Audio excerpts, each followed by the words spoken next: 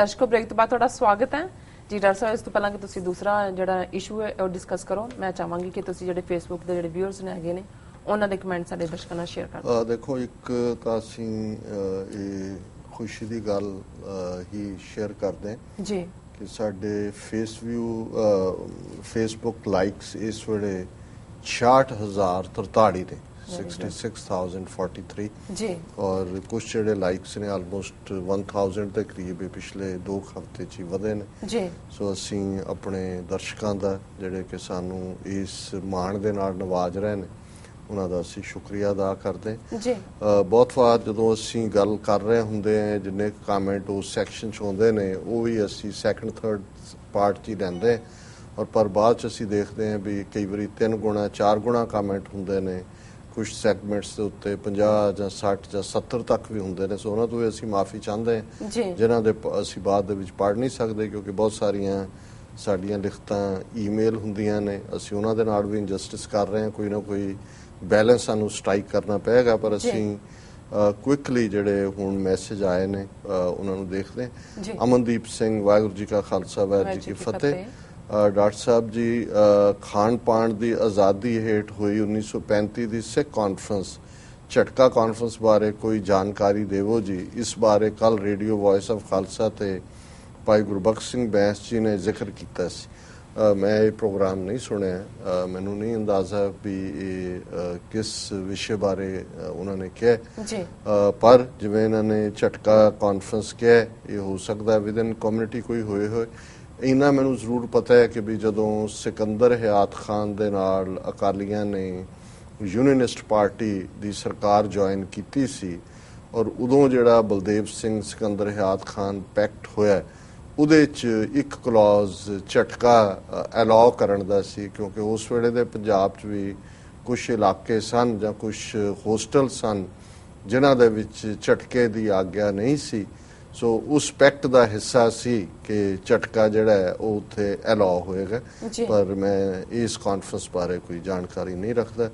वीर दलजीत सिंह जी ने लिखा वाहिगुरू जी का खालसा वाहिगुरू जी की फतेह। डॉक्टर साहब बीबा नीलम कौर ते TV 84 की सारी टीम नू ji you are doing great job doctor साहब ji 100% well said always doctor साहब ji God bless you both and all TV 84 team. इन्हां दा वीर दलजीत सिंह जी का बहुत बहुत शुक्रिया। हसन पट्टी राणा जी लिखते हैं खालिस्तान जिंदाबाद। जग सिंह लिखते हैं डॉक्टर साहब सैल्यूट टू योर सेवा एंड TV 84 बहुत शुक्रिया। विक्की मान वाहिगुरू जी का खालसा वाहिगुरू जी की फतेह लिखते हैं और अमनदीप सिंह जड़े ने ये रेडियो अनाउंसर ने उन्होंने अपने एक लिखा थले हसन पट्टी राणा जी अगेन खालिस्तान जिंदाबाद पाकिस्तान जिंदाबाद। सो असी इन्हां सारे वीरां भैणां दा शुक्रिया अदा करते हैं जी। डॉक्टर साहब अगला इशू साडे दर्शकों नूं जरा दस दो। देखो श्रोमणी गुरुद्वारा प्रबंधक कमेटी जदों असी 20वीं सदी दे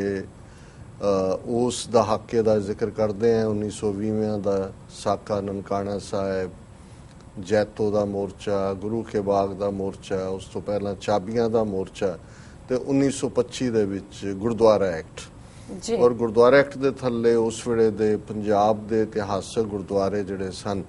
वो श्रोमणी गुरुद्वारा प्रबंधक कमेटी दे कंट्रोल थल्ले आए और लगभग हुण 90 साल बाद असी आके कित्थे खड़े हैं। असी अक्सर जिक्र करते हैं कि किवें जिहड़ा गुरुद्वारा एक्ट है अपने आप दे विच ही उस वेले तेजा सिंह समुंदरी जिन्हां जिहड़े जेल दे विच सन और उन्होंने इसका विरोध किया होरना ने भी किया जेल च उन्हों की मौत हुई क्योंकि ये जिहड़े कि दूरदर्शी सिख सन समझते सी कि भी असी मोर्चे तो लाए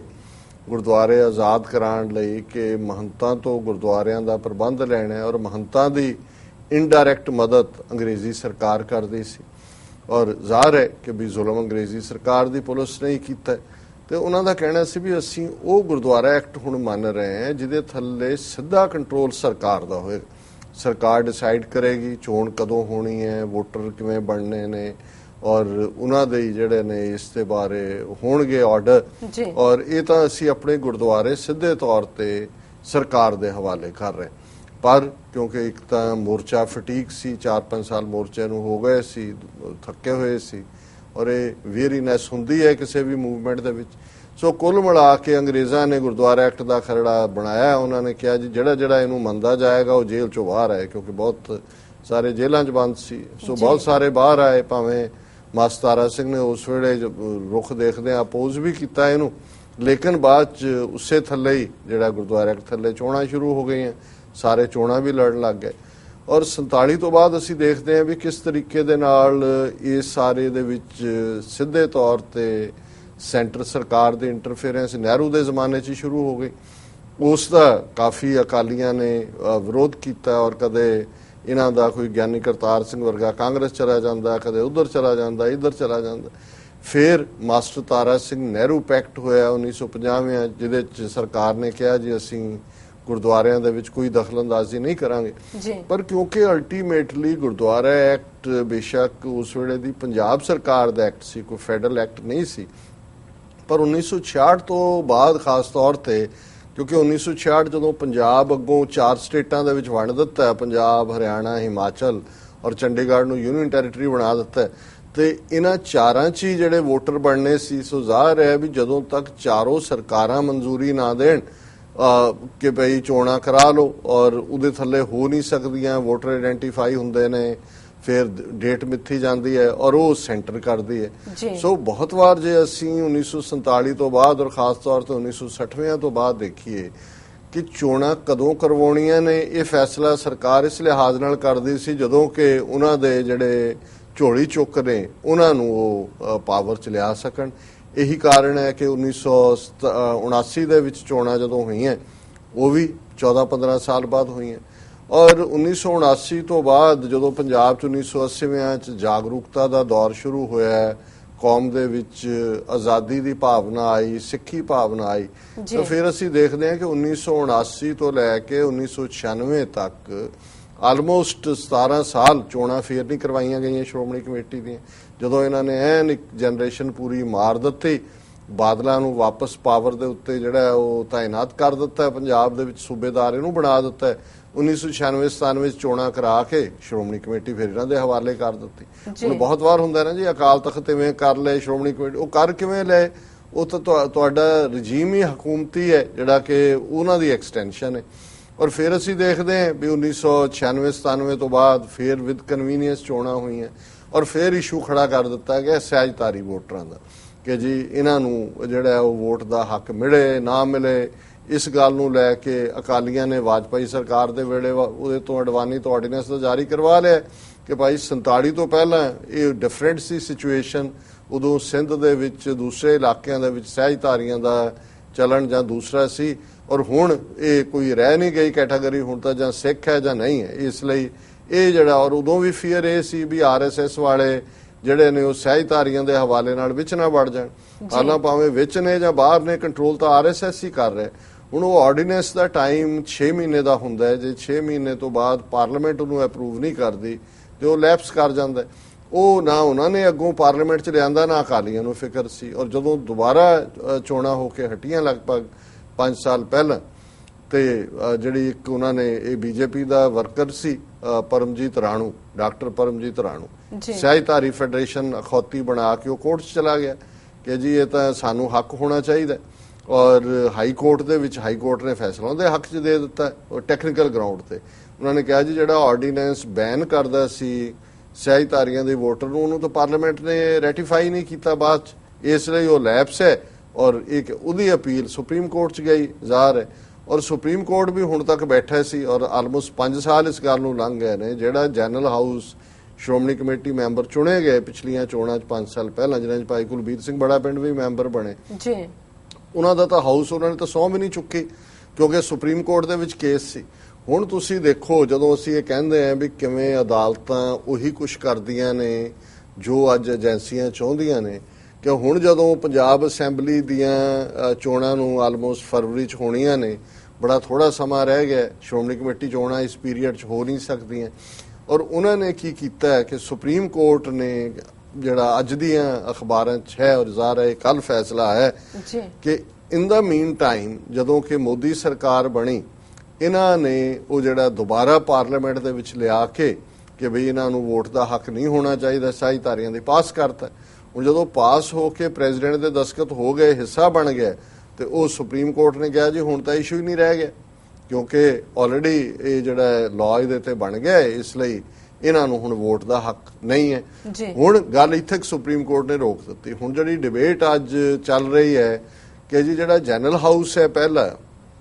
ਉਹਨੇ ਤਾਂ ਸਹੁੰ ਚੁੱਕੀ ਨਹੀਂ। ਇਹਦਾ ਮਤਲਬ ਇਹ ਹੈ ਵੀ ਅਗਲੇ 5 ਸਾਲ ਹੁਣ ਉਹ ਸਹੁੰ ਚੁੱਕ ਕੇ ਉਹਨਾਂ ਦੀ ਸ਼੍ਰੋਮਣੀ ਕਮੇਟੀ, ਉਹਦੇ 'ਚ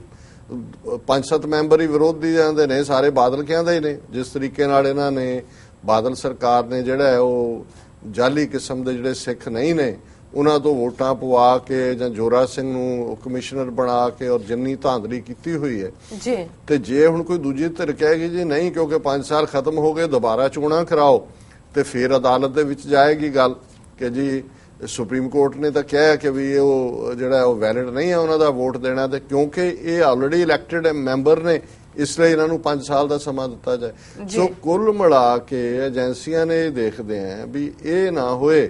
ਕਿ ਪੰਜਾਬ ਦੇ ਵਿੱਚ ਬਾਦਲ ਵਿਰੋਧੀ ਸਰਕਾਰ ਬਣੇ, ਜਿਸ ਦੀਆਂ ਸੰਭਾਵਨਾਵਾਂ ਹੋ ਸਕਦੀਆਂ ਨੇ, ਔਰ ਉਸ ਦੌਰਾਨ ਫਿਰ ਸ਼੍ਰੋਮਣੀ ਕਮੇਟੀ ਚੋਣਾਂ ਹੋਣ ਔਰ ਪਾਵਰ ਬਾਦਲ ਕਿਆਂ ਤੋਂ ਖੁੱਸ ਜਾਏ। ਉਹਨਾਂ ਨੇ ਜਿਹੜਾ ਇੱਕ ਵਿਚਾਲੇ ਦਾ ਫੈਸਲਾ ਸੁਪਰੀਮ ਕੋਰਟ ਤੋਂ ਦਵਾ ਦਿੱਤਾ ਹੈ। ਜਿਵੇਂ 5 ਸਾਲ ਸੁਪਰੀਮ ਕੋਰਟ ਨੂੰ ਲੱਗੇ ਇਹ ਫੈਸਲਾ ਦਿੰਦੇ ਆ ਵੀ ਸਿਆਹੀਧਾਰੀਆਂ ਨੂੰ ਵੋਟ ਦਾ ਹੱਕ ਹੈ ਕਿ ਨਹੀਂ, ਤੇ ਅਗਲੇ 5 ਸਾਲ ਫਿਰ ਇਹੀ ਬਾਦਲ ਕਿਆਂ ਦੇ ਹੱਥ 'ਚ ਪਾਵਰ ਦੇ ਛੱਡਣਗੇ। ਸੋ ਇਹ ਜਿਹੜੀ ਮੇਨ ਖਬਰ ਇਸ ਦੇ ਦੁਆਲੇ ਘੁੰਮਦੀ ਹੈ ਕਿ chief justice T S. Thakur, justice A M. Khanwilkar ਨੇ ਉਹਨਾਂ ਨੇ ਕਿਹਾ ਕਿ there is no point in hearing ਦਾ case just for the sake of academic interest. ਔਰ ਉਹਨਾਂ ਨੇ ਕਿਹਾ ਕਿ ਜੀ ਹੁਣ ਕਿਉਂਕਿ ਅਕਤੂਬਰ 8 2003 ਚ ਜਿਹੜਾ ਨੋਟੀਫਿਕੇਸ਼ਨ ਡੀ ਫਰੈਂਚਾਈਜ਼ ਕਰਦਾ ਸੀ ਸਿਆਹੀਧਾਰੀਆਂ ਨੂੰ, ਉਹਦੇ ਬਾਰੇ ਹੁਣ ਜਿਹੜਾ ਪਾਰਲੀਮੈਂਟ ਐਕਟ ਬਣ ਗਿਆ, ਇਸ ਲਈ ਜਿਹੜਾ ਅਸੀਂ ਇਸ ਨੂੰ ਡਿਸਮਿਸ ਕਰਦੇ ਹਾਂ ਪੈਟੀਸ਼ਨ ਨੂੰ, ਔਰ ਇੱਥੇ ਉਹਨਾਂ ਨੇ ਛੱਡ ਦਿੱਤਾ। ਉਹਨਾਂ ਨੇ ਇਹ ਵੀ ਨਹੀਂ ਕਿਹਾ ਸੁਪਰੀਮ ਕੋਰਟ ਨੇ, ਕਿਉਂਕਿ ਇੱਕ ਲਾਈਨ ਉਹ ਕਹਿ ਸਕਦੇ ਸੀ ਕਿ ਬਈ ਆਲਰੇਡੀ 5 ਸਾਲ ਹੋ ਗਏ ਨੇ, देयर विल बी री इलेक्शंस, ਜਾਂ ਉਹ ਇਹ ਕਹਿ ਸਕਦੇ ਸੀ ਕਿ ਜੀ ਨਹੀਂ ਇਹ ਜਿਹੜਾ ਜਨਰਲ ਹਾਊਸ ਬਣਿਆ ਸੀ ਕਿਉਂਕਿ ਇਹਨਾਂ ਨੇ ਸਹੁੰ ਹੀ ਨਹੀਂ ਚੁੱਕੀ ਉਹੀ ਕੰਟੀਨਿਊ ਰਹੇਗਾ। ਪਰ ਦੋਨੋਂ ਹਾਲਤਾਂ ਜੀ ਇਹ ਬਾਦਲਾਂ ਦੇ ਹੱਕ 'ਚ ਜਾਂਦਾ ਹੈ, ਕਿਉਂਕਿ ਉਹਨਾਂ ਨੇ ਤਾਂ ਖੁਸ਼ੀ ਮਨਾਈ ਹੈ ਕਿ ਜੀ ਹੁਣ ਤਾਂ ਸਾਨੂੰ ਸੁਪਰੀਮ ਕੋਰਟ ਨੇ ਕਰਤਾ, ਹੁਣ ਸਹੁੰ ਚੁੱਕ ਕੇ ਉਹ ਸ਼ੁਰੂ ਕਰਾ ਦੇਣਗੇ ਜਨਰਲ ਹਾਊਸ, ਔਰ ਫਿਰ ਜਿਹੜੀ ਦੂਜੀ ਧਿਰ ਕੋਰਟ 'ਚ ਜਾਏਗੀ ਕਿ ਜੀ ਇਹਨਾਂ ਨੂੰ ਤਾਂ 5 ਸਾਲ ਹੋ ਗਏ ਸੀ। ਸੋ ਕੁੱਲ ਮਿਲਾ ਕੇ ਜਿਹੜਾ ਖਦਸ਼ਾ ਤੇਜਾ ਸਿੰਘ ਸਮੁੰਦਰੀ ਨੇ ਔਰ ਉਹਨਾਂ ਐਕਟਿਵਿਸਟ ਨੇ ਜਿਨ੍ਹਾਂ ਨੇ ਜੇਲ੍ਹ 'ਚੋਂ ਆਉਣ ਤੋਂ ਇਨਕਾਰ ਕਰ ਦਿੱਤਾ ਸੀ ਕਿ ਤੁਸੀਂ ਉਹ ਗੁਰਦੁਆਰਾ ਐਕਟ ਮੰਨ ਰਹੇ ਹੋ ਜਿਹਦੇ ਥੱਲੇ ਕੰਟਰੋਲ ਸਿੱਧਾ ਸਰਕਾਰ ਦੇ ਕੋਲ ਹੈ, ਉਹਨਾਂ ਦਾ ਉਹ ਖਦਸ਼ਾ ਅੱਜ ਠੀਕ ਸਾਬਤ ਹੋਇਆ। ਔਰ ਅਸੀਂ ਆਪਣੇ ਗੁਰਦੁਆਰਿਆਂ ਦੇ ਪ੍ਰਬੰਧ ਲਈ ਵੀ ਇਹਨਾਂ ਦੀਆਂ ਅਦਾਲਤਾਂ ਵੱਲ ਦੇਖ ਰਹੇ ਹਾਂ, ਤੇ ਅਦਾਲਤਾਂ ਜਿਹੜੀਆਂ ਨੇ ਉਹ ਕਿਵੇਂ ਜਿਵੇਂ ਇੱਕ ਬਿੱਲੀ ਦੋਨਾਂ ਬਾਂਦਰਾਂ ਨੂੰ ਨਚਾਉਂਦੀ ਹੈ, ਬਾਂਦਰ ਉਹਦੇ ਕੋਲ ਜਾਂਦੇ ਨੇ ਬਿੱਲੀ ਕੋਲ ਕਿ ਜੀ ਆਹ ਰੋਟੀ ਦਾ ਵੱਡਾ ਟੁਕੜਾ ਇਹਨੂੰ ਇਹ ਖਾ ਰਿਹਾ, ਛੋਟਾ ਮੈਨੂੰ, ਬਿੱਲੀ ਉਹਨੂੰ ਫੜ ਲੈਂਦੀ ਹੈ, ਉਹਨੂੰ ਖਾ ਕੇ ਇੱਕ ਫਿਰ ਦੂਜੇ ਵੱਲ ਕਰਦੇ, ਬਾਂਦਰ ਕਹਿੰਦਾ ਨਹੀਂ ਨਹੀਂ ਇਹਨੂੰ ਨਹੀਂ ਦੇਣਾ ਇਹ ਵੱਡਾ ਹੈ, ਉਹ ਕਹਿੰਦੇ ਫਿਰ ਇਹਦੇ ਚੋਂ ਖਾ ਲੈਂਦੇ, ਉਵੇਂ ਸਾਰੀ ਰੋਟੀ ਖਾ ਜਾਂਦੀ ਹੈ, ਤੇ ਬਾਂਦਰ ਲੜਦੇ ਨੇ। ਸਾਡਾ ਹਾਲ ਅੱਜ ਉਹਨਾਂ ਬਾਂਦਰਾਂ ਵਾਲਾ ਉਹਨਾਂ ਨੇ ਬਣਾ ਦਿੱਤਾ ਹੈ। ਔਰ ਫਿਰ ਵੀ ਅਸੀਂ ਜੇ ਕਹੀਏ ਕਿ ਜੀ ਉੱਥੇ ਅਸੀਂ ਆਜ਼ਾਦ ਹਾਂ ਔਰ ਬਹੁਤ ਵਧੀਆ ਰਾਜ ਹੈ, ਫਿਰ ਮੈਂ ਸਮਝਦਾ ਵੀ ਕੀ ਕਿਹਾ ਜਾ ਸਕਦਾ ਹੈ ਇਸ ਕਿਸਮ ਦੀ ਸੋਚ ਵਾਲਿਆਂ ਜੀ। ਰਾਜ ਸਾਹਿਬ ਬਿਲਕੁਲ ਇੱਥੇ ਲੈਣੇ ਬ੍ਰੇਕ। ਵਿਊਅਰਸ ਦੱਸਣਾ ਇਸ ਤਰ੍ਹਾਂ ਬਣੇ ਰਹਿਣਾ, ਮਿਲਦੇ ਹਾਂ ਆਫਟਰ ਦਿਸ ਸ਼ਾਰਟ ਬ੍ਰੇਕ।